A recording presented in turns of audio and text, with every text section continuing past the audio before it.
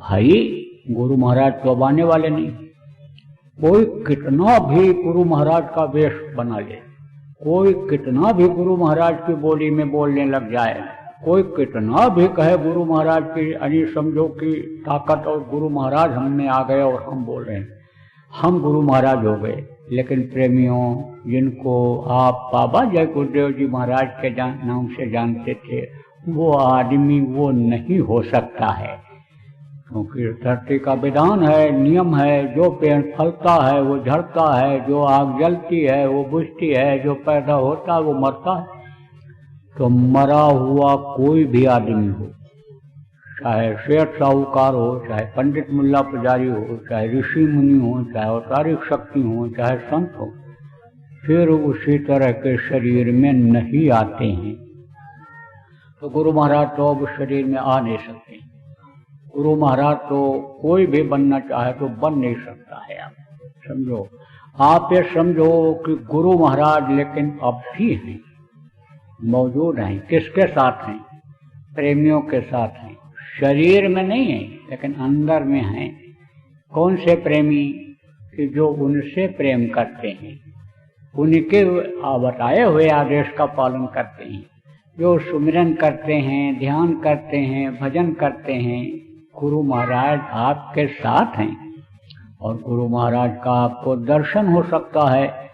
गुरु महाराज को आप समझ सकते हो, जान सकते हो, गुरु महाराज के पावर को समझ सकते हो, गुरु महाराज से आप अपनी बात कर सकते हो। कब? जब ध्यान लगाओगे तब। तो कहते हैं कि बगैर दया के गुरु के कुछ नहीं हो सकता है। इसीलिए कहा गया कि समर्थ गुरु को खोज तेरे भले की कहूँ, वक्त गुरु को खोज तेरे भले की कहूँ। यानी समझो, आप कोई कहो कि हमको रोग हो गया है, यही रोग हमारे पिताजी को था और पिताजी ने डॉक्टर, पिताजी के डॉक्टर ने पिताजी को ठीक किया था और उसी डॉक्टर से हम भी इलाज कराएंगे। तो वो तो डॉक्टर अब रहे नहीं, न पिताजी रहे और न डॉक्टर रहे, तो उनसे कैसे आपका मर्ज ठीक होगा?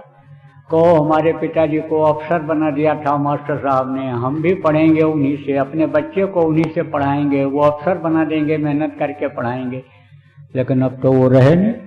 तो वक्त के डॉक्टर, वक्त के मास्टर, वक्त के गुरु की जरूरत पड़ती है। मैं आपको बता रहा था कि प्रेम नहीं हो पाया। जिसको जो पुराने सत्संगी हो आप, क्यों नहीं प्रेम हो पाया? क्योंकि गुरु महाराज चले गए, उतनी देर तक का आपको प्रेम था। गुरु महाराज जब मतलब यह चले गए तो आपका प्रेम उनसे खत्म हो गया। लेकिन गुरु महाराज ऐसा रास्ता दे करके गए आपको कि आपका जो प्रेम उनके शरीर से था, यानी उससे ज्यादा मजबूती आपके प्रेम में आ जाती, वो रास्ता दे करके गए।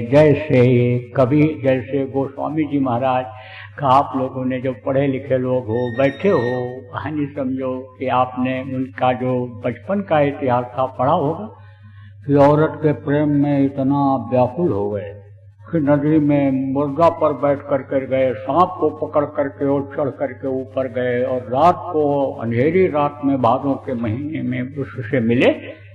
तब उसने डाटा आस्ति चरम मम देह में तामी ऐसी प्रीत जो कहो तेरा हम।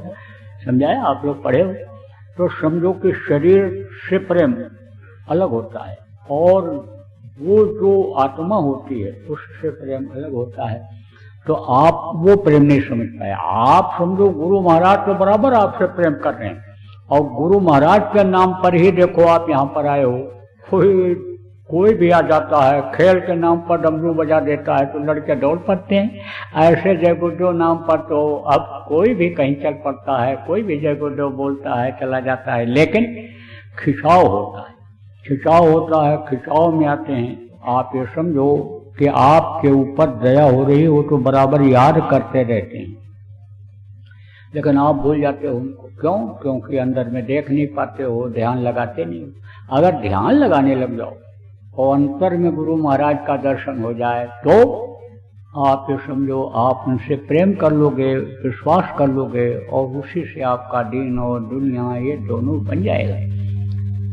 अब ये बात क्यों बताया? क्योंकि गुरु महाराज कहे थे जाने से पहले, आप लोग जो इसमें पुराने लोग बैठे हो आपको मालूम है, उन्नाव उत्तर प्रदेश में कहे थे कि ये नए लोगों को नामदान देंगे। मुझे खड़ा करके बताया था कि ये नए लोगों को नामदान देंगे और पुरानों की संभाल करेंगे।